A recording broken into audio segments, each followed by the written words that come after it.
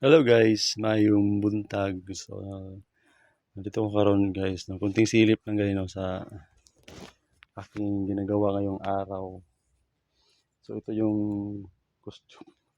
Ito yung suot ko ngayon. No, yung suot ako ng damit pang trabaho. So, ito guys, merong suot ako ng jacket, t-shirt.